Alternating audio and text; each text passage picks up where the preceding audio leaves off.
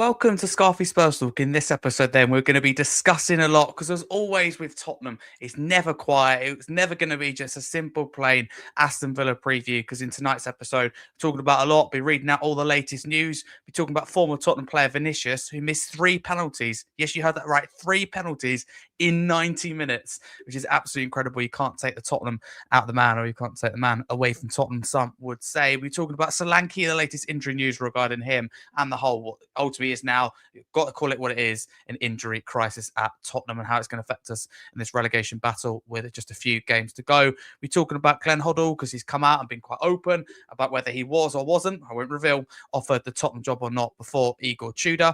Pochettino today went on the overlap talking to Gary Neville. Yeah, some interesting things that he said. We'll be discussing that as well as previewing Aston Villa and also a crazy collaboration that Tottenham have done this week with Peppa Pig. Yes, again, you heard that right. They're really good, aren't they? Reading the room.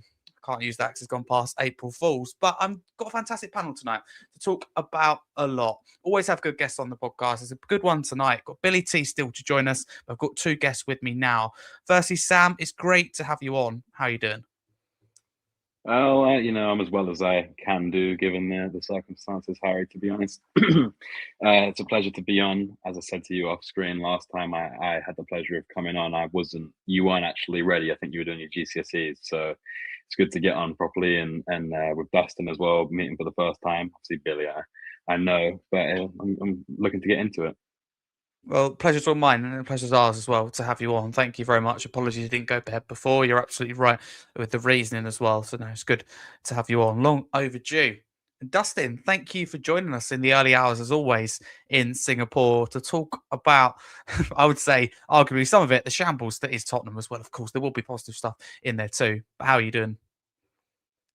Yeah, I mean, it's really something where we have like our first win of the year, and we're still talking about shambles. I know there's always something with Tottenham. You think, yeah, be quiet, guys, head down, get the job up, get the job done. But no, this is Tottenham Hotspur we're talking about. But as I said, Billie T will join us in literally just a few minutes. So I'm just going to read out a little bit of news before we get into all the discussions. So announcement then, fixture change. I'll start with that. Tottenham will now travel to Stamford Bridge to face Chelsea on Tuesday, the 19th of May, with a set-off kick-off time with 8:15 British summer time. The game is live, or will be live, on Sky Sports. This London derby is to take place just 3 days after Chelsea faced Man City in the FA Cup final. And my other bit of news is that Radu Dragusin's agent, surprise, surprise, has been again talking to the media. He said, I said we won't talk until the end of the championship. He's focused on saving Tottenham. I also talked to him last night. He goes on to say, we have time. No one is rushing us for now. If someone calls me, you'll realize I'm talking. I haven't been contacted. I'm telling you the truth. His priorities now is saving Tottenham. I haven't talked to Fiorentina, Juventus, or even Tottenham. I'll arrive in England next week and I meet with Radu and we'll see. I mean, what point do you just think be quiet and just disappear for a while? But we won't talk about that because so many episodes we've been talking about what Radu Dragusin's agent said. And by the time we even finish the discussion, he'll probably say something else. Let's be honest about that. He and the Spurs media team are cut from the same cloth. Yeah, absolutely. I can share that. Absolutely. I totally agree. So I want to start with something then that's gone viral really on social media, and that is Tottenham's announced collaboration with Peppa Pig. So Dustin, can I come to you first on this? I mean, what do you make of this? Do you look at this and go, the club are out of touch, or they failed to read the room, or do you not have a problem with this at all? Well, all I can think of is that, Peppa Pig is due an ACL at this rate. Absolutely. I love that. And I saw Spurs fans sharing pictures, Peppa Pig, and in injuries and episodes as well. So, to be fair, a lot of people, jumped onto that. Sam, I mean, I can't believe I'm having to ask you about this. Can't believe I'm having to talk about this. But I know some people go, what are you talking about, Harry? Why are you bringing this up? Or why do you feel so strongly about it? But I just think at an important time where, as things factually stand, we're about to get relegated, you've got to read the room to an extent, haven't you? And for me, this just screams of they can't read the room. They're completely out of touch. Do you agree? Or do you think that's harsh? I do agree, like to a certain extent, but the thing is, I'm trying to look at it logically. Like having worked on like launches and stuff before, there would have probably been an agreed date, maybe a contractually agreed date that this collaboration was going to come into effect. I mean, I don't know when they would have agreed this. It could have been last month, So then the argument is mute. But I just feel like it feels brain dead, and it's easy to just get caught up in the emotion of hating the ownership so much that like any side quest of Tottenham Hotspur is like scrutinized heavily by all the fan base. I mean, don't get me wrong, with good reason mostly. I'm trying to just flick this off and say like it's something that was already in the works, and they probably were contractually had an agreement to release it on this date. So I'm trying not to give it too much thought. Yeah, that's a good way to look at it, to be honest. But nothing fails to amaze me at this point, if I'm honest with you, when it does come to Tottenham. So we've got that. But this also adds on to the other things, right? Which is the South by Southwest twice, right? We've had 2 South by Southwest incidents already. One, which is the guy that went on going, oh, we're more than just football, and in the midst of a relegation battle, they're going on South by Southwest to talk about how Tottenham as a brand is doing. And then we've got Vinay confirmed for South by Southwest using his Arsenal picture. So it's an ongoing theme of them not just not reading the room, but do you even have a fan sanity check in the club, or are there just too many gooners there now that it doesn't matter? Very good point, as always, Dustin. Thank you very much. We won't move on for now, because I want to talk about a former Spurs player. I don't do that too often, but in this case I will, in Vinicius, because former Tottenham loanee Carlos Vinicius, you may remember him, missed 3 penalties in 6 minutes last night. If you said to me a player had missed 3 penalties in a game, that's bad enough, but 3 penalties in 6 minutes. That's incredible. First penalty, goalkeeper saves, but off his line. Second one, the goalkeeper saves, but again, off his line. Third one, Vinicius slips, and it's saved by the goalkeeper. Sam, I mean, you guess you can't take Tottenham out the man, can you? Well, all I'll say, Harry, is, Carlos Vinicius will always have Marine, hat trick, celebration, and unfortunately, another stick to beat Tottenham with. Absolutely. Good evening to you, Billie T, for just joining us. Firstly, I hope you're well. And to bring you in on the conversation, I was going to say, I didn't think I'd be coming into Carlos Vinicius. No, I don't know if you've seen it or not, but Carlos Vinicius missed 3 penalties. There you go. Overnight in 6 minutes. I mean, you just can't take the man out of Tottenham or Tottenham out the man, can you? No, that's absolutely crazy, isn't it? Absolutely ridiculous. But there you go. Yeah, Tottenham legend from that Marine game, of course. Exactly that. Absolutely. No, thank you very much. But to get into all the serious stuff now that actually does affect us, I want to talk then about Dominic Solanke firstly. So a report from Matt Law from the Daily Telegraph states that there are fears that early scans show that Dominic Solanke's season could be over. It's believed he suffered a grade 2 hamstring injury, which can take between 3 to 8 weeks to fully recover from. Spurs are yet to comment on his injury or confirm the extent of the issue. Billy, can I stick with you on this? I mean, injuries as a whole, hugely concerning for Tottenham, and it gets to the point now, don't you, where you go, it's probably not a coincidence. But on Solanke, do you think he'll be quite a big miss? Because some people look at it and go, he isn't performing. But again, it's one man lighter, isn't it, really? And one less option in attack. Yeah, I think it's not the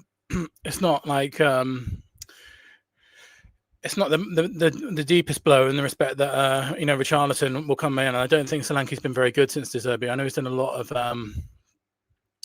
off the ball work, and his pressing has been good, but he's not been having shots, let alone scoring. So I think in some respects it's not too bad, but at the same time we're just so thin on the ground now, and our front three is essentially, we've got 3 bodies left in Richarlison, Tell and Mwani, and so in the terms of bodies it's a big blow. So I can see sort of both sides to it. It's probably I'm quite grateful for Richarlison coming to the team, because I think he's done this relegation battle thing before, and he's got a good characters. But at the same time, we're so thin on the ground, particularly in attacking, that on other injuries, it's absolutely crazy. Losing Xavi, and pretty much, most of our long-term injuries are attacking players in the front three. It's just been absolutely devastating, to be honest. Billy, thank you very much. Dustin, before we move into the wider conversation with injuries, on Solanke, do you view how much of a miss do you view him? I think a lot of fans will go, Xavi Simons is the one that is, going to hurt us more. Do you think we'll miss Solanke because it will mean, Billy mentioned it there, Richarlison we're going to play a lot more games, but the problem is now we're, I know De Zerbi doesn't like to chop and change the team. We haven't got any options in the game if he decided to, in the game or before the game, to do so. So the reason I ask as well about this, with Solanke just moving away from that as well a tiny bit, is Tottenham are now up to about 11, 12 injuries and West Ham have got 0. I mean, we can't keep having more players out, can we? You can't compete. I think that this has been an ongoing theme. It's basically 3 seasons in a row already where we've had large injury crisis of, totaling over the season more than 11 to 12 players. So it's starting to look like a pattern, and it's very hard to diagnose what the issue is. For ACL injuries, it isn't common to have that many a year. The amount that we've had since 3 seasons ago has been insane.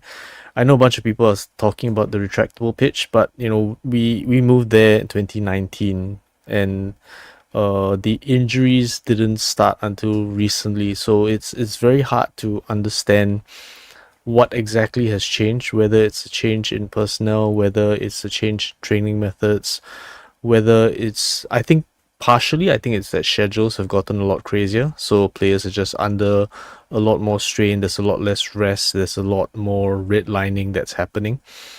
But Dustin, just on that, sorry to interrupt, but can you understand why people are kind of drawing conclusions, or at least just asking the question about retractable pitches? Because Real Madrid, they play on retractable pitches. They've had so many ACL injuries in the last few years, and also our training pitch at Hotspur Way is set up, very similar to our actual pitch. So can you understand why people are starting to go, is it the retractable pitch? Because even if you don't really acknowledge we have more injuries than other teams, look at the length of them. I mean, it's just something's not right here, is it? So I think that we don't have enough data to confirm that it's the retractable pitch. I think that a number of the injuries didn't happen on the retractable pitch, right? So Madison's injury was in Seoul, Xavi's injury was at Molineux. So what you're saying is that it's not directly the retractable pitch, but maybe what happens is that they cumulatively strain themselves more. But if they cumulatively strain themselves more, then I'm more inclined to blame the training center than the retractable pitch, because they play on the retractable pitch once, at most twice a week, assuming it's both home games. Whereas in terms of the training center, they're training there maybe 4 or 5 times more than the retractable pitch. So if you're saying that it's a cumulative injury or cumulative strain, it stands to reason more that we should look at the training center than the stadium itself, because the stadium really is a minority of the time that they spend on the pitch, possibly the highest intensity. But they're spending a lot more time in training, and I think that maybe that's the training pitch that you need to look at.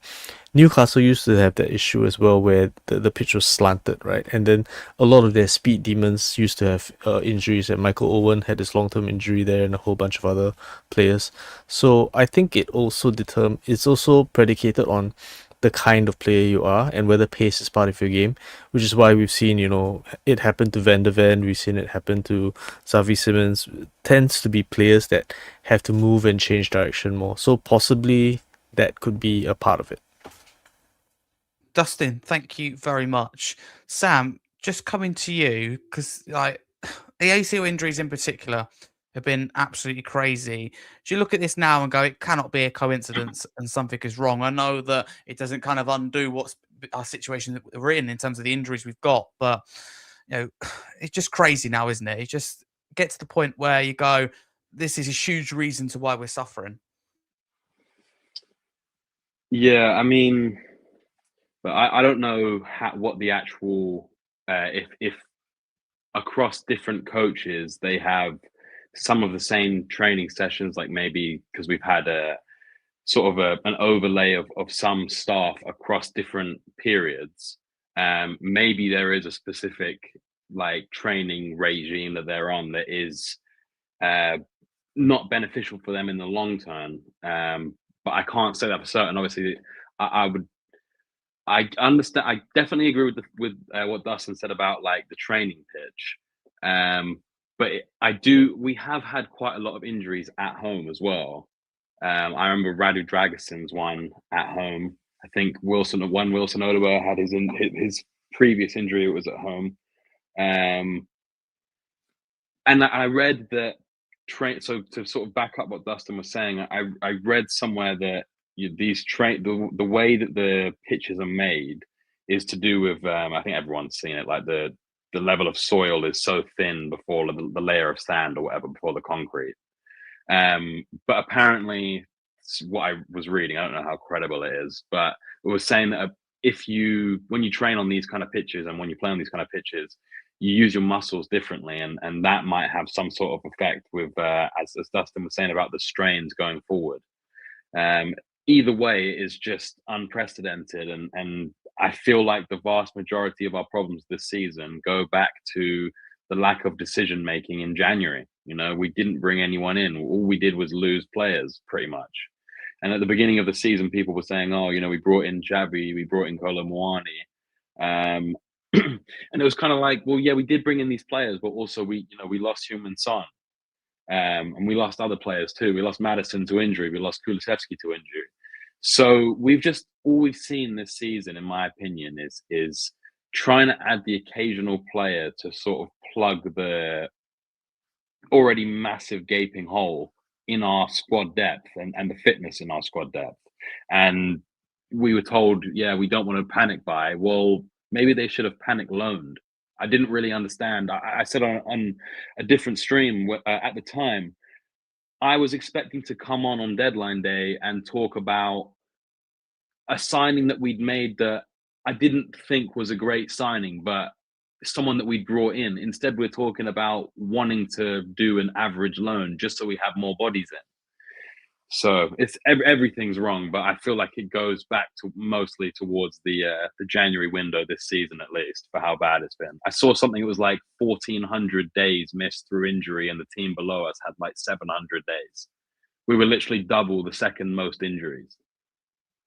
Shocking. Sam, thank you, and I appreciate your honesty as well. I just wanted to add to that as well. Like, I think that I reiterate what Sam said about the January window. Essentially, the way that our squad should be built is that we should have a primary player, a junior deputy with maybe like 3 or 4 years younger, so that when the older player is past their best, we can rotate to the younger version, and then a youth team player in the same position that is the same profile for the coach. But we don't have any kind of balance in that way.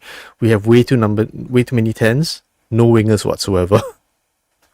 Yeah, it's typical, isn't it? And thank you to both of you on that. Since January 2025, 4 Tottenham players have suffered ACL injuries. Others have also missed incredibly lengthy spells on the sideline. I'm just going to read some of this out that I've got here. So knee injuries, Radu Dragasson, January 2025, James Maddison, May 2025. So Dragasson was ACL, Maddison MCL, May 2025, Kulusevski with his patella. August 2025, Maddison ACL. February 2026, you've got also an Odebear with ACL. Then also really recently, April 2026, with Xavi Simons ACL. The return date as well. So Dragasson, returned December 2025 after 11 months. Kulusevski, to be confirmed, 11 months and counting so far. Maddison, 8 months and counting so far. It's still out. Odebear and Simons, talking 2027. So I could go on, and that's just some of it there. Billy, do you share my concerns that the club, if we go down, take absolutely no responsibility for their failings, including the January window, and blame it, I think they'll use the terminology, an unprecedented injury crisis that has never happened before and won't happen again? That's the exact wording I think they'll use in a statement or an interview after, if we go down. So do you share my concern that they would learn nothing and take no responsibility if this club go down? It happened 3 seasons in a row. Yeah, I was going to say, yeah, it's not unprecedented for us. Sadly, it's precedented, in fact. So it wouldn't surprise me if they did try and pull that kind of stunt. They did it in January. When Johan Langer said, "Well, our injury players will return soon." They just don't really show any kind of critical understanding of the situation. So it's definitely a worry, and I think. Accountability is a big problem for this football club, without a doubt, and they're almost always trying to find different ways of doing it. So I know that they've hired this guy from Man City, not the player contracts guy. There's another guy that they've hired that's head of player I think I can't remember his exact title. He's some physio guy from Man City or something. So, and the concern is that last summer they got a whole new medical staff as well. So, there must be something deeper going on somewhere. I'm not sure about the pitch thing again, because this wasn't happening between 2019 and 2023. So I'm not sure about that, but there must be something. It must be something in like the nutrition, the training, something somewhere along the line, because if something happens 3 years in a row, it's not an unprecedented situation. It's a repeating pattern. So there's got to be some kind of factor behind it, because it's you'd get this happen at other clubs and stuff, but it just seems to happen to Tottenham. It's probably also the increased number of games that like players are having to play now. Yeah. I mean, we look at these players' schedules, and some of them don't even get summers off. They get like 2 weeks at the start of the season. So no preseason, just straight into it like cold. Because they have the international tournaments. If it's not the Euros, it's the World Cup, and if it's not either of those, it's the Nations League or more friendlies. It just makes no sense. Or taking like a 17-hour flight to go to Singapore or to Hong Kong or South Korea. It's like these players have no time to just decompress. They're probably so high strung all the time, and that is, I reckon, is probably another reason why, as Billy said, we weren't seeing it so much before, and now we're seeing it far too often. That's a very good point. I think that's an excellent point. Thank you, Sam, very, very much. There's a video here as well on screen for those who can see it about the Spurs medical team, which is Dustin's bringing up on screen. And again, just it's funny, really, it's showing no care. It's funny, but I do worry actually what they do, with some of these players. But for now, to progress, because I want to talk about Glenn Hoddle and what he said recently. So Tottenham legend Glenn Hoddle says he and fellow legend Ozzy Ardiles were offered to replace Igor Tudor and try and save Spurs from relegation. Hoddle said they never came to us. We did offer to manage Spurs. Ozzy and myself, after the Forest game, we felt there was a real problem there. Ozzy and I made it clear that we would go in there if they wanted us to go in there, with probably a younger legend as coach as well. It felt at that time, at the end of the game, Tudor was in as the manager, but to lose 3-0 against a team down at the bottom with you at home was a bad sign.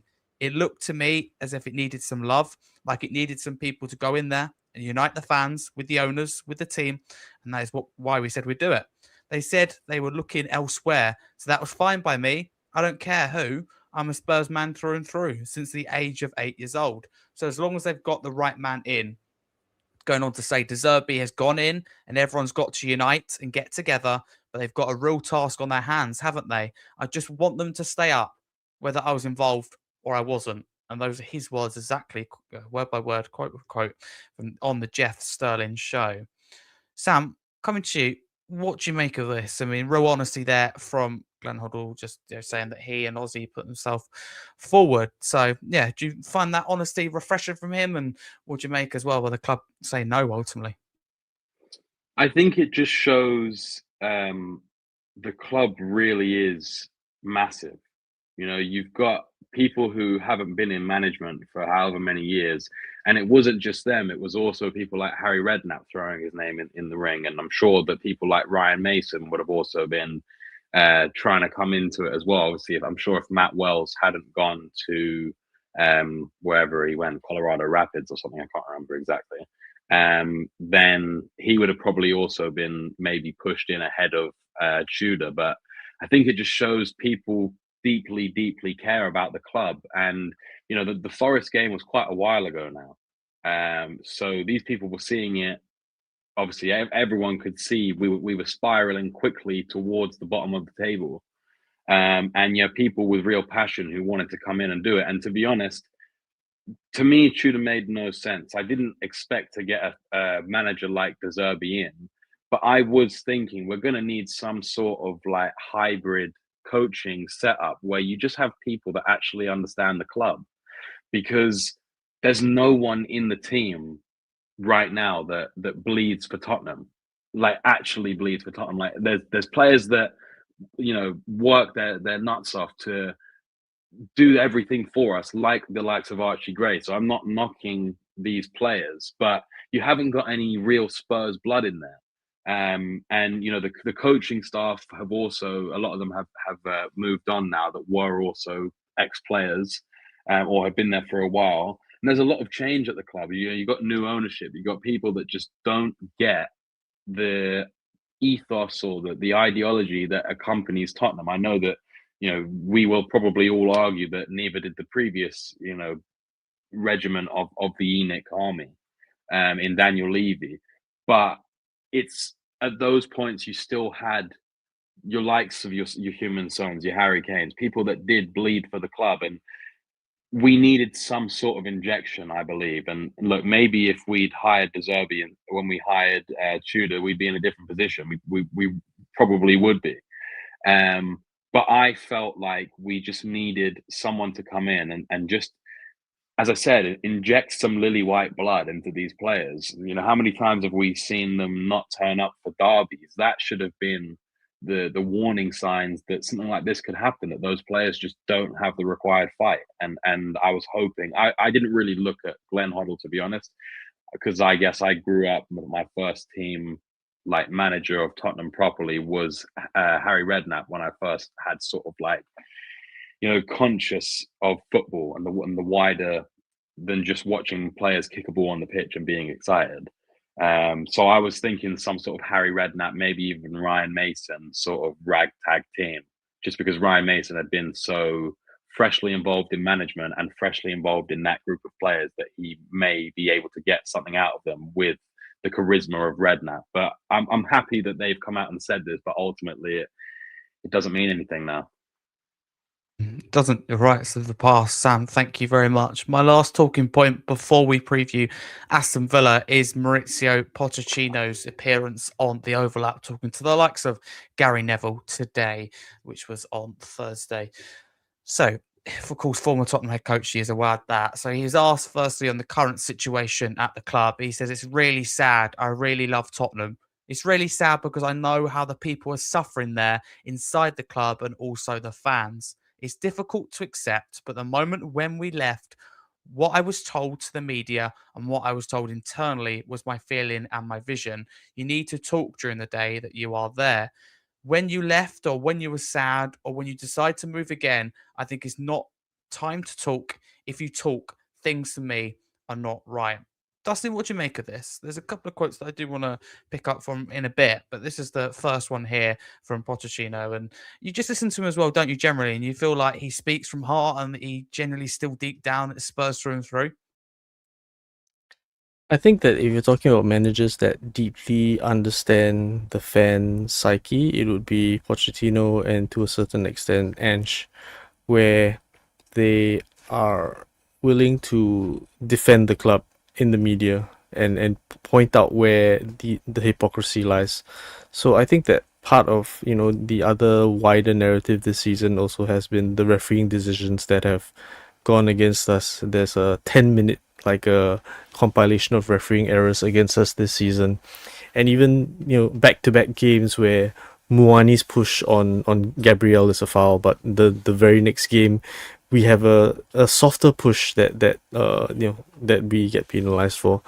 And I don't think it's some kind of, you know, tinfoil hat refereeing conspiracy, but I think that the overall media narrative around, oh, they could go, you know, they could go, and it's starting to play on everyone's minds. So it's not a specific conspiracy, but if you keep talking about how this will be the biggest relegation since Newcastle or whatever it is, it's going to be top of mind for everyone, and you can't deny that that's actually going to change the way you know, anyone that interacts with the game will behave, and that includes the referees and VAR. Okay, Dustin, thank you. Billy, I'm going to come to you for the next quote. I'm going to read it out firstly. So, Maurizio Pochettino says Tottenham were missing the last step during his reign at head coach. His words were exact. "I think when I was there, I tried to explain that was my vision. We were in a situation that was amazing because I think the training ground, we finished the training ground, we finished the stadium, we moved to Wembley to play, to Milton Keynes to play many games. At the same time, we were very competitive. But this idea of how it can affect the environment and the people outside and the people that make the decision inside is one title at the end of the day. It's one. to win a cup, to win a Carabao Cup. It's a shame we're winning every season, because with all the circumstances that we were fighting, we spent 18 months with not one signing. That was a record in the Premier League. He goes on to say we had money to spend, but not the type of money to improve, to be close, to win, or even to challenge. We challenged to win, but we missed this last step. Again, it feels like brutal honesty there, if I had to speak from a fan's perspective. Billy, what are your thoughts there? And looking back, do you agree with him as well? The club should have done more, even if the situation was quite tough, because the money spent on the training ground and the stadium. Yeah, I think that's a very fair assessment of the situation. It's nothing we haven't heard before. I think every fan would agree that that's true. I think every spectator would agree that that's true. Assessment of the situation. We said at the time that we had such a good first 11, but we didn't have a squad to compete. We had, arguably the best 11 in the country, but the bench was full of players like Vincent Janssen, Joshua Onoma, Kevin Nkudu, Clinton Njai, and players like that, and it just was not able to compete on any front. So, and wasn't able to match the squads that Chelsea had at the time, or Man City had a bit later on. So I think he's exactly right. We didn't take the final step. Timing of it obviously seems ridiculous, because we were essentially the bargain was that we would veto that to move into a stadium which would help us to compete. But if you look what's happened since we've been in that stadium, we've declined year on year to the point where we might even get relegated. So the bargain was definitely not upheld by anybody. And personally, I think the double header of one, not backing him, and two, sacking him after his first sign of trouble in 5 years, by far the biggest mistakes that ENIC have ever made. And, we're still paying for both of them, I would say. Billy, thank you for your honesty there. Before we move on and preview the game, Tottenham's next game against Aston Villa at Villa Park this weekend, Dustin, if I'm not mistaken, you watched the Maurizio Pochettino interview, if you like, or appearance, if you like to put it that way, on the Overlap. What did you make of it, A? And B, how do you think he come across? Of course, former Tottenham manager, being asked largely about Tottenham more than anything. I think he was asked about a whole bunch of things, but whenever Pochettino is doing an interview, you can rest assured that he's always going to bring Spurs up. If people ask him, what was your best experience managing, he always brings it up. So I think that for a lot of fans, the enduring memory is kind of like the last season at the Lane, where he has the Jumbotron in the background as he looks around with pride at the team. And I don't think we've ever replaced that kind of connection from the manager's seat to the players. So for what it's worth, one of the best things that happened to Spurs was Pochettino being hired. But it's also one of the worst, because now every manager after him, once things go slightly wrong, there's a clamor back for Pochettino, regardless of how he would continue to fit the club. Because the thing about it, it's kind of like a magic in the bottle. He came at the club at the right time. When we saw him, we were like, why are we getting managers from Southampton? So let's not try to pretend that we all knew it from the start. There were many people that questioned the appointment to begin with, and it kind of reflects where the club is, right? If we're not going to be going in the transfer market and spending 100 million on players the way some rivals do, then you need a coach like Pochettino, and not necessarily Pochettino now. You need whoever would have been in the same position in his career as Pochettino. So I think that we, as fans, we kind of go for the sentiment, and we go for like former players. We had Bale come back, we had Keane come back, and things like that. And in general, what we found is that while they might still have been good, they were never good as the first time they were there. There is the risk that with Pochettino, and I know that there's a lot of sentimentality tied up in this, but the reality is the kind of manager we need is not necessarily the kind of manager he is now. He was then, but he's also gone on to manage PSG. He's managing in the international scene now. And the issue with managers that have been managing national teams is that it's so different from club football. International football is kind of a hinterland where tactics, I won't say tactics go to die, but when a coach has that little time with his team, you're not coaching complex tactics. You're not talking about complex systems. And whether that plays out in the Prem is it's a completely different planet. So I would say it's he's constantly twerking for the job. But now we know that one of the reasons the board went from De Zerbi is they specifically want to distance themselves from Levy, and that includes, reappointing Pochettino. So we are in a state now where, if as long as this board remains, Pochettino back to Spurs is not going to be a thing, because I think it's something that they have very deliberately tried to avoid. Dustin, thank you. And also, we've got Roberto De Zerbi now. I think the focus has to be on backing him. And before we even get there, as well as staying in the Premier League, that's absolutely got to be the focus. Dustin, thank you. And thank you all for your thoughts. And what we've talked about now, Aston Villa then, which is our next game on Sunday, 7 p.m. kickoff move, because Villa featuring in Europe. Sam, I want to start with you. On our opponents, Aston Villa, what are your thoughts on them and how they've been this season? It feels like a season where they're in a really strong position, but it has had ups and downs within it. Do you think this could be a really tough game because of how strong Villa have been? Look, I mean, we've picked up one win in 2026 for a reason, right? So to go into any game with considerable confidence is maybe bordering on delusion, though I do that most games. Because I always think surely this is the week that we do it. The thing with Villa for me is, like, I don't really like Villa at all, to be honest. I mean, mostly it's because their fans just decided that, like, we're their biggest rivals and, like, they hate us. Yeah, they will replace us, don't they, in top six? I think they have already. Exactly. So I don't know if it's partly to do with, like, my bias from that. I just don't enjoy watching them play. They're very much a moments team for me. Like, they have players that have individual brilliance that can hurt you on any given day, and that is often the case with most players that have any little bit of something when they come against Spurs, because for some reason it's like the ball's magnetized to the back of the net or to the post and in every time. Thunderbolts from outside the box. I mean, I feel like was it Morgan Rogers did it last game? They had that also, like, one of the most ridiculous assists, like, you'll see as well, from Matty Cash, like, first time into Buendia or whatever. So they can really hurt you, but I feel like I wouldn't be a Spurs fan if I didn't look at it and think we've just struggled to beat Wolves.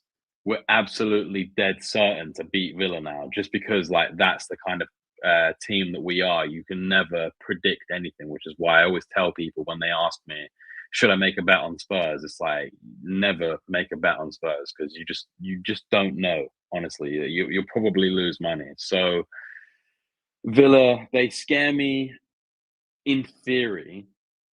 And look, we make every team look really good. So they'll probably come and play like, prime Barcelona against us.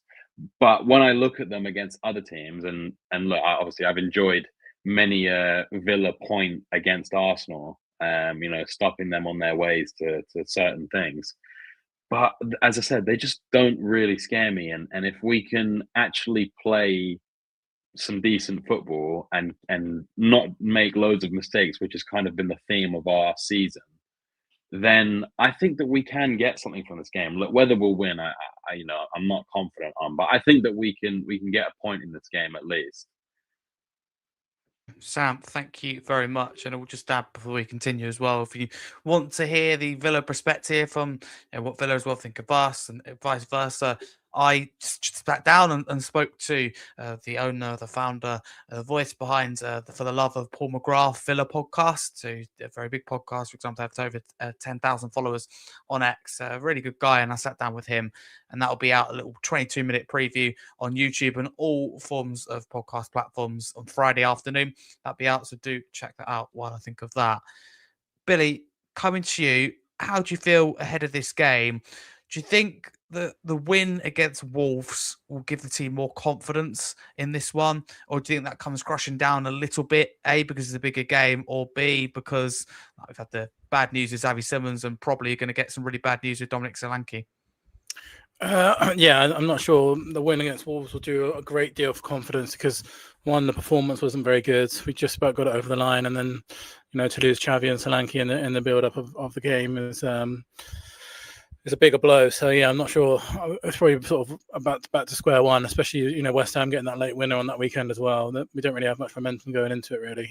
So at the same time, we got 4 points from our last 2 games, which is a massive improvement on what we've seen lately. And at the same, they're a Champions League football club with aspirations of playing. Well, they almost certainly be playing the Champions League next year, and we are in the relegation zone. So there's a big disparity in the 2 teams at the moment. Obviously, what might help us is the fact that they're playing in a minute against Nottingham Forest. That might be a help for us. Let's hope that's a really close game with lots of effort required for Aston Villa. But they might rest players because they've essentially secured Champions League. I think they're 8 points clear at the moment, so that's essentially done. But yes, it'll be a difficult game for sure. I think again, another big factor in this one is that West Ham play before us. So we don't know what that's going to be like. If they win against Brentford, that would be a huge blow to our confidence, I imagine. So it'd be interesting to see what happens. Billy, thank you. I mean, I don't know if I speak for everybody here, but I certainly speak for myself and saying I'm glad that both us and West Ham are not playing at the same time. Because last weekend against Wolves was incredibly stressful, especially those last 20 minutes. I mean, the amount of things that changed in the table and over both games. Billy, thank you very much. Dustin, can I get your thoughts on Sunday's game, which is our next game, but also on tonight? And what I mean by tonight is Aston Villa, as we speak, are playing Nottingham Forest, no goal yet in the Europa League first leg semi-final. And I ask also why it affects us, not only because Aston Villa, we play them on Sunday, but also Nottingham Forest potentially in this relegation battle, although they're sitting in a position of comfort, they have an opportunity to pick up injuries, etc., etc. So yeah, your thoughts and how do you think tonight's game affects us? I think the main thing that we can take from tonight's game is that they will have to manage their squad, and I think that's one of the biggest things that ever-present teams in Europe have to contend with. That a team that is new to it or doesn't do it season in season out, it's the big jump that teams need to make. So, for example, your squad, the how big your squad needs to be depends on how many games you're going to be playing. And if you're in Europe, the number of games you're going to be playing increase incrementally. So the issue with like a club that is never always in Europe, or sometimes it's in, sometimes it's out, is that it really changes the squad that you need to sign for the next season. And if Villa were functioning on the assumption that they would be in Europe next season, for example, and it's most likely they're going to be, that means that it changes the way they spend, the way they recruit. So for us, I think the best thing we can hope for is that their squad is rotated. But I'm looking at their squad now, and really even their second string looks formidable. And this is the main reason we're in the strife that we're in. It's because whatever you can say about our first 11, we can't keep them fit. So we always end up having to play our squad players, and the drop-off and the lack of, combine the drop-off in quality of the individual player, but there's also the lack of chemistry of not having a settled backline. I think we've all seen the statistic of like what it looks like when we have our first choice back four and goalkeeper, and the number of wins and the points per game with that, defensive lineup is significantly better than all of our combinations when we drop down to our squad players. So broadly speaking, we can blame the January transfer window, but we should be basically blaming every transfer window where we don't build a squad properly.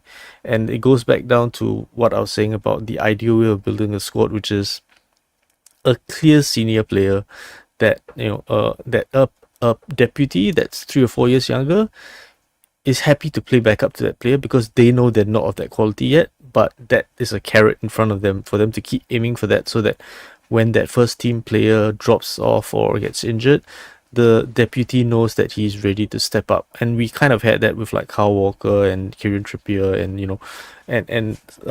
we've had that in the past. We don't have that now.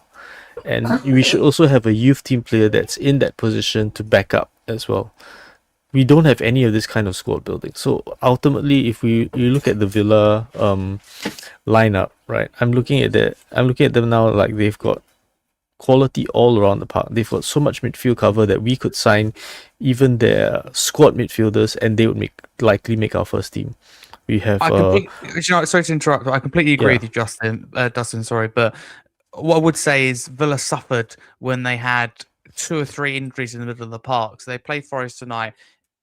Some would say it's unlikely for them to get 2 or 3 injuries, but both Forest and Villa recently have picked up, particularly Palace as well, by the way, injuries in Europe. It gets to this stage of the season where I think players take more risks because more on the line. You also get more injuries as well from overplaying. So let's say Villa lose, it's probably going to happen. But a couple of players in the middle of the park tonight, because we saw, didn't we, when Kamara was out, McGinn was out, Nana was out, all these players, Tielemans, that they actually really suffered defensively without that protection and also to create. So could that change your thinking in terms of, I know Villa have still got strong players to come in, you're right, but could they be significantly weaker if they lose the players in the right area? They'll be weaker. I'm not sure it's significantly weaker because I'm looking at their midfield squad right now, right? They've got Onana, Kamara, Bogart, Tielemans, Luiz, McGinn, Barkley, Morgan Rogers, Harvey Elliott, Emilio Buendia. None of them are bad players. Like all of them would make our squad, and more than half of them would be in our first team, right? So this is what I mean by squad building, and that's something that they spend a lot of money to do. They have less PSR headroom than we do, so there's no excuse for us to not stack our squad in a similar fashion, such that we are able to rotate without dropping quality. And if you look at the teams we played against, even our relegation rivals have a deeper squad than we do. Yeah, 100%. Dustin, thank you very much. Sam, if I can come back to you, because Spurs Diehards says here, Maddison loves a goal against Villa. Is it left field to think that Maddison may get some minutes? Sam, if it's down to you, you're in Roberto De Zerbi's shoes, you're the Tottenham manager. You may not want that job at the moment. Ultimately, what's on the line if you do go down, but let's say you've got it. Would you be starting James Maddison? Because there's 2 times in a row now he's been on the bench, but not come on. Some people go, oh, okay, it's right for him to be there for a role model point of view. And some people go, it's wrong. He's taken up a place. So would you start him? Would you take that risk against Villa? No, I don't think I would. From what I have read online, he had some pain. He reported some pain recently. So they're taking some time to assess him. And then I read, I think it was today or yesterday, that in the coming weeks after the assessment, there is a possibility that he may start getting on for some minutes, but I just don't think that you can play him for, what are you going to do? Make a sub in like the 20th minute, potentially. Like, I don't think he's got enough in the locker for that. I think that sometimes we're a bit spoiled when we see players like Bentancur come back and just be like, the best player in our midfield. I think it's like, I just wouldn't want to risk Maddison. Like, maybe he is ready to play, right? Maybe he can play a whole 90, but just even if there's a 40% chance that he will get injured, I just don't want to take it.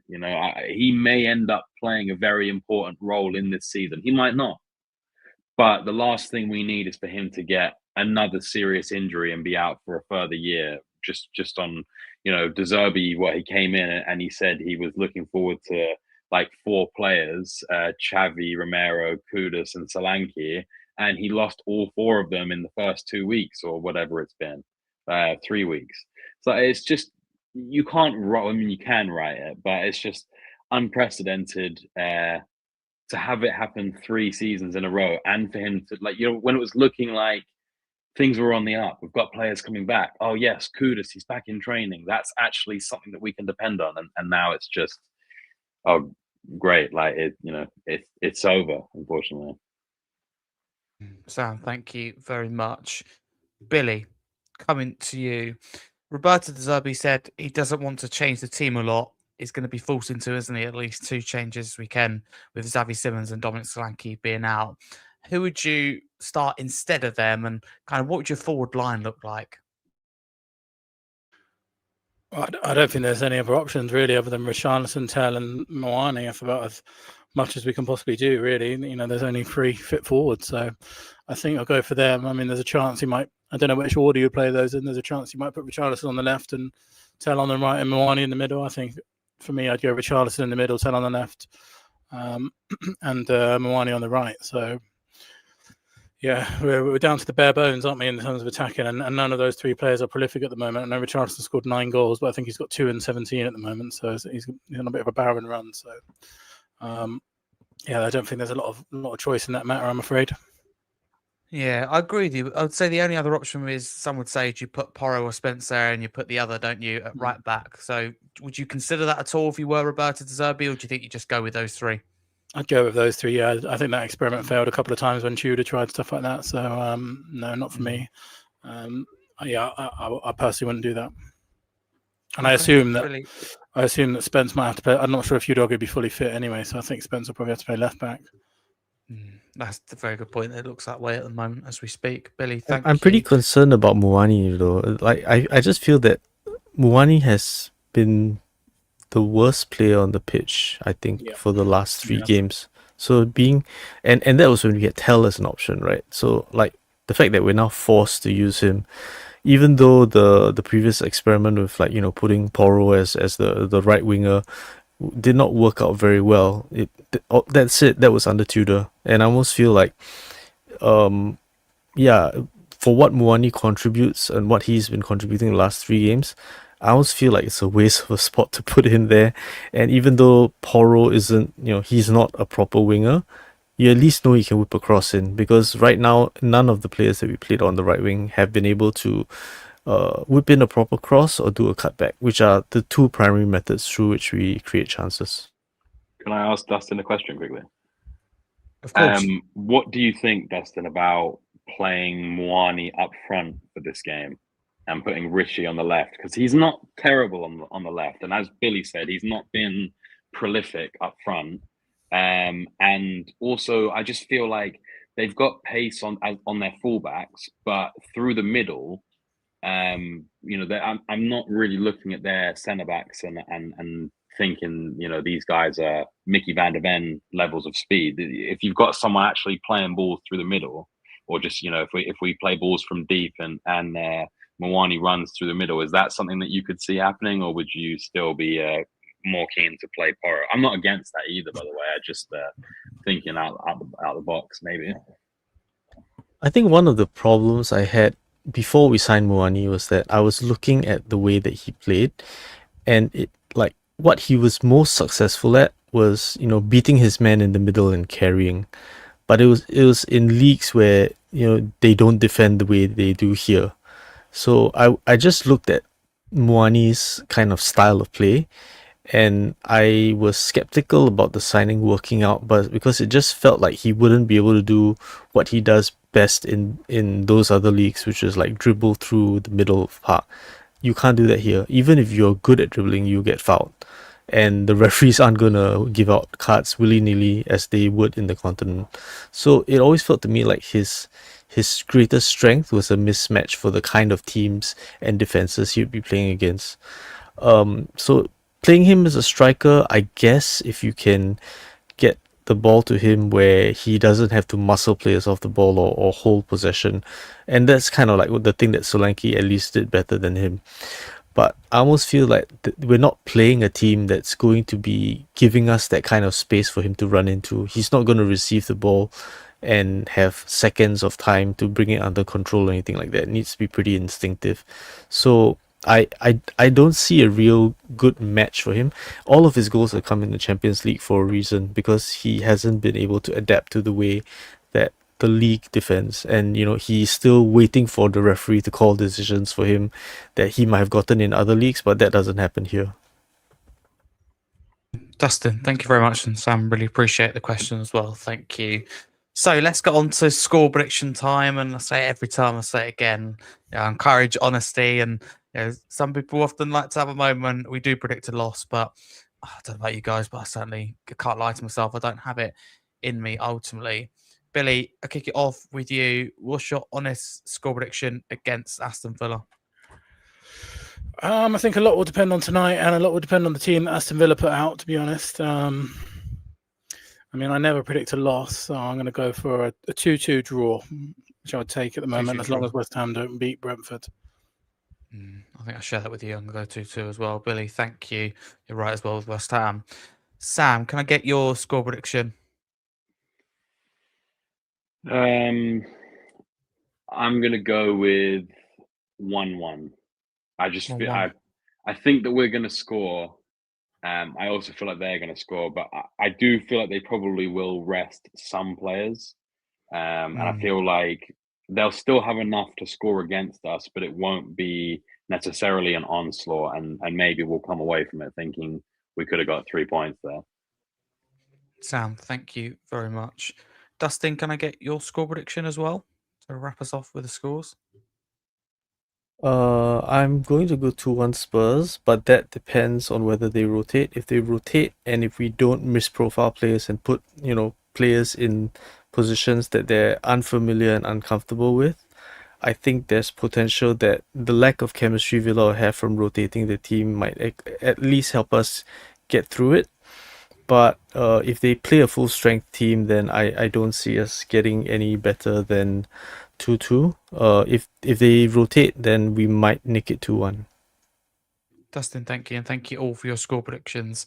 I'm going to go in reverse order now for my next question. And I just want a yes or no answer if that's possible. And my question is, if I said to you now, we draw the game, would you accept that and move on? So it's really, would you take a draw? Yes or no, that single point with the situation we're in. But I ask this because of the toughness of the game. Dustin, yes or no, would you take a point and move on?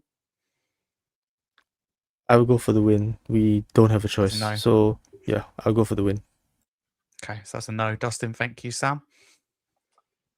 While I sort of agree with Dustin that we do just need the win over anything, I just still don't feel, even though West Ham and Forest are on like league winning form at the moment, I just feel like they can't keep it up. They've got to play.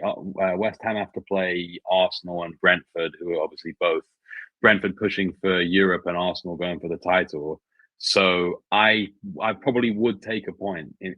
Like, I want to be more courageous, but we also could, as someone put in the comments earlier, we could get spanked 3-0, and then a point is better than no point. Sam, thank you. So that is a yes from you. Billy, yes or no to a draw? Because it'll mean that either way we'll still be in the relegation zone. You're on mute, my friend. Suspense, waiting for your answer. Sorry, I'm a gambling man, so I'll gamble, see if we can get a win. But I wouldn't be. I mean, it completely depends on West Ham Brentford. I think we've just got to match their result this weekend, and then pray that they lose to Arsenal next weekend. So if West Ham win, then we've got to win. If West Ham lose, then we can afford a draw. But I'll gamble and say no to the draw at this stage. Okay, Billy. The other reason is that we have Chelsea away, right? So if we don't get points here, like, it's even less likely we get them from Chelsea away. So as hard as this game is, we need to start picking up the points, and I take Stamford Bridge as a dead loss, so that's why we need the win. Thank you. Billy, sticking with you though, do you agree with me that we really needed Villa to beat Fulham last weekend because they lost in the end? Because that would have meant they would have automatically qualified for the Champions League and could just solely focus pretty much on the Europa League. But although it's incredibly, incredibly likely they get Champions League unless they fall apart this season, like, it's not mathematically confirmed. So that's gone against us, really, isn't it? That I would say a little bit of an unexpected result. Yeah, but nothing like that is going our way this season. Unfortunately, we're doomed to, make our own luck this season. So we haven't got little things go our way, unfortunately, all season. So I agree, it is annoying, but it's the way it is. So yeah, it would have been nice, but I still think 8 points with 4 games to play they're as good as. I don't think they'll be worrying too much about that, especially because they're also favourites for the Europa League as well. So I think they'd almost certainly be playing the Champions League next year. I personally think that Unai Emery will solely focus on that Europa League. As you said, probably the favourites in that, and they get past Nottingham Forest. I'm very confident they'll win it in the final. So I think they'll focus on that, because even if they finish 5th in the league, that's enough for Champions League football. They can technically get third, but again, it's Champions League qualification either way. Of course, they want third, but I personally think they go to the league campaign and go, it's going to be fifth, but we're focused on winning the Europa League. I think that actually played quite good for them. So, in other words, please put out the under 21s. It's not going to happen because the second string team's still good, but the under 21s would be lovely. But I don't think that is going to happen. I think it wraps us up, though, nicely for this episode of Scarfey Spurs Talk. Thank you to everyone that's listened, who's contributed as well in the comments, whether you listen via YouTube, Spotify, Amazon Music, Apple Music, whatever platform you listen from. Let us know how you feel right now as a Spurs fan. Let us know your thoughts on anything that's discussed, particularly as well your thoughts ahead of Aston Villa. You can get in touch by using the comment section on any of these apps, or you can drop me an email, scarfharry323@gmail.com, or drop me a message on social media at Harry Scarfe22 or the podcast socials at Scarfey Spurs Talk. So lots of ways to get in touch, whatever is easiest for you. But a big thanks to my guests tonight for joining me and talking everything Tottenham. And there never is a quiet day, never a quiet week, never a normal day, a normal week either, may I add, at Tottenham Hotspur. Billy, firstly, thank you very much for coming on. Where can people follow you on social media? Oh yeah, just Billie T on Twitter, and thank you very much. Been a great to see the guys as well, and let's hope we get a result this weekend. Fingers crossed. We need it, I tell you. Billy, thank you very much. Sam, great to have you on. Long overdue. You're welcome back anytime. I mean that. Where do people find you on the socials? You can find me occasionally indulging in a bit of tomfoolery on the old Twitter sphere. Other than that, you can find me on with Billy on the Irish Hotspur on Tuesdays, sometimes on Wednesdays. We've got lives, guys. Sorry. But yeah, it's been a pleasure to be on. As you said, it is long overdue. And Dustin as well, it's been a pleasure. Billy, as always. And thank you very much to the chat for keeping with us. No worries, Sam. Thank you very much. Do appreciate it. And with X as well, I think it can be a wonderful thing. One day I think, do you know what? I love this app. And the next minute I think, goodness me, the amount of people and just some of the weird stuff they say and how you could say something like, I think you could literally cure cancer and they'd find a problem with it. It'll be you didn't do it quick enough or something like that. No exaggeration. They're always going to find a problem. Mountain over a molehill, always. Sam, thank you very much. Dustin as well, really do appreciate it. Thank you so much. It's been a good episode tonight. Where people follow you on the socials? I always enjoy particularly your deep dive analysis when it comes to tactics in particular. So the deep dive analysis is the link at the bottom, the white thing over there. That's my playlist for videos that I've done with Chris Cowland's channel, which are deep dive tactical overviews, and some of them are like 25 minutes or like 15 minutes long. It's a slightly longer form view of the kind of stuff I do, which is analyzing the club, tactics and things like that. And then on X, it's Luminoir, Come On You Spurs over here. So those are the two main channels that I'm on. Billy, I was just wondering if I could just ask a non sequitur, but are there any other, not necessarily protests, but like fan gatherings, greeting the coach? I know that De Zerbi doesn't really want to do that, but do you have anything in the works, or does it depend on whether we are safe? Because I know that you didn't want to protest while everyone wanted to focus on like supporting the team, but what's in the pipeline for you? Yeah, good question. So in terms of a coach greet, there's a meeting on Monday about that for the Leeds game with the club. So we're just waiting to hear back on that. It's a bit up in the air at the moment because De Zerbi is taking it game by game. So we have to see about that one. The problem is Leeds have got a history of police trouble, so there's a bit of a barrier to climb in terms of that. Obviously, Tottenham and Leeds don't tend to have any problems in that regard, but Leeds are strongly targeted by police.